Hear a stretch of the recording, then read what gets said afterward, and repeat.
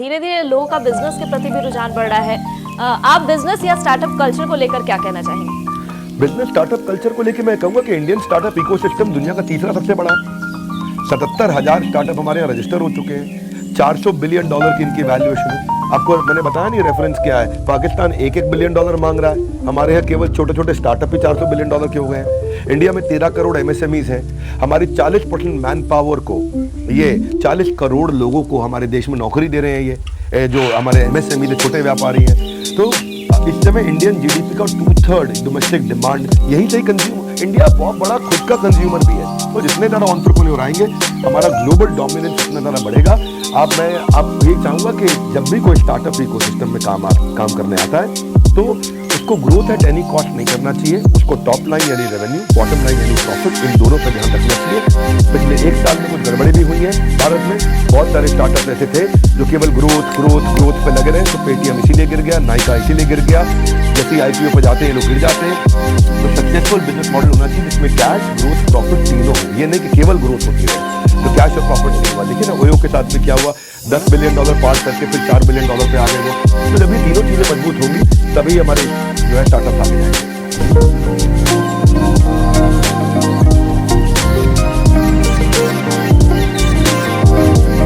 विवेक जी, अगर कोई नए बिजनेस की शुरुआत करना चाहता है उसे किन बातों का ख्याल रखना चाहिए आपके अनुसार, और एक बिजनेस को ग्रो करने के लिए आपका मंत्र क्या होगा? नए बिजनेस को शुरू कर रहे हैं तो उसका थोड़ा व्यू पॉइंट ऐसा होना चाहिए कि मैं प्रोडक्ट ऐसा बनाऊं जिसके लिए कस्टमर एडवांस में पैसा दे, लॉन्च से पहले दे, या लॉन्च कर दूं तो तुरंत दे दे। ऐसा माल ना बनाना शुरू कर दूं जिसका पैसा 3 महीने 6 महीने बाद आए माल बेचने। तो पहला ये प्रश्न का उत्तर होना चाहिए आपके पास। कस्टमर का इंटरेस्ट होगा तभी बिजनेस में आपकी ग्रोथ आएगी।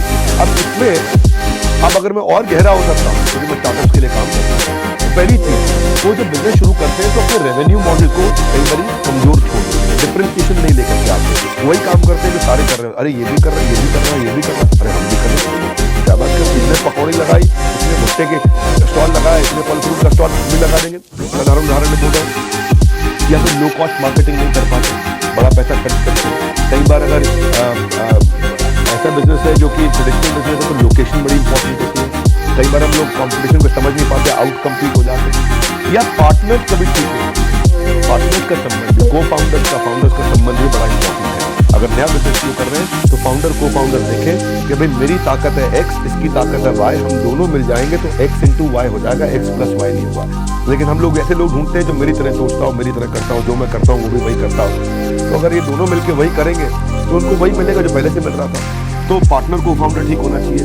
आप कैश बर्न आउट ना हो, मॉडल को ऐसा बना के रखें, प्रोडक्ट का एक्सपीरियंस एक्सीलेंट हो। ऐसा धंधा बनाइए कि आपको इन्वेस्टर को चेंज ना करना पड़े, बस कस्टमर अपने आप ही पैसा दे दे, कस्टमर ही आपका इन्वेस्टर बन जाए। पार्टनरशिप अलायंसेस भी करने चाहिए। कॉम्पिटिटिव एडवांटेज से ज़्यादा अच्छा है कोलैबोरेटिव एडवांटेज। क्या मेरा कोई पार्टनर बन सकता है? जैसे मैकडॉनल्ड्स का पार्टनर कोका कोला है, डोमिनोज पिज्जा का पार्टनर पेप्सी है। क्या आपका कोई पार्टनर बन सकता है? इसके अलावा बीसी बिजनेस में घुसिए जहाँ पैशन है। पैशन और पैसे में पैशन को ऊपर रखिए। ये देखिए कि मैं टारगेटिंग पोजीशनिंग ठीक करूं, कर्जे के धंधे में ना चले जाऊं, प्रॉफिट और कैश फ्लो ठीक हो, मेरा फोकस बना रहे। अगर मैं ट्रेडिशनल बिजनेस में हूं तो इन्वेंट्री मेरी ब्लॉक नहीं होनी चाहिए। ये कुछ चीज़ें हैं जो मैंने बताई हैं। अगर ये व्यूअर देख रहे हैं तो इनको वीडियो को घुमा के भी देखना चाहिए। इनफैक्ट मैं आपको एक और सजेशन दूंगा। आप जब ये वीडियो पब्लिश करेंगे या मैं पब्लिश करता हूं तो मैं नीचे एक लिंक दूंगा। अगर किसी ने नया बिजनेस शुरू करना है तो उस लिंक पर जाइए। मैं एक फ्री वेबिनार करने जा रहा हूं नया बिजनेस शुरू करवाने के लिए। संडे के दिन ये वेबिनार करूंगा और इस वेबिनार में मैं साथ में आपको सेल्स मार्केटिंग का फ्री कोर्स तो दे ही रहा हूं, लेकिन इस फ्री वेबिनार के माध्यम से मैं कई सारे लोगों को मुफ्त में नया बिजनेस शुरू करने की कुछ स्ट्रैटेजीज देने वाला हूं। एक फ्री वेबिनार भी करूं तो आपके माध्यम से ये खुशखबरी भी चली जाए। जी बिल्कुल डॉक्टर बिंद्रा, आपसे तो सीखने के लिए हमारे पास बहुत कुछ है, क्योंकि आप लगातार बिजनेस और स्टार्टअप से जुड़े लोगों को मेंटर भी करते रहे हैं। ऐसे में ये वक्त तो बहुत ही कम है आपसे इन सब चीज़ों के बारे में सीखने और जानने का। बिजनेस और स्टार्टअप को लेकर भी हमें गाइड किया, उसके लिए आपका बहुत बहुत शुक्रिया। धन्यवाद।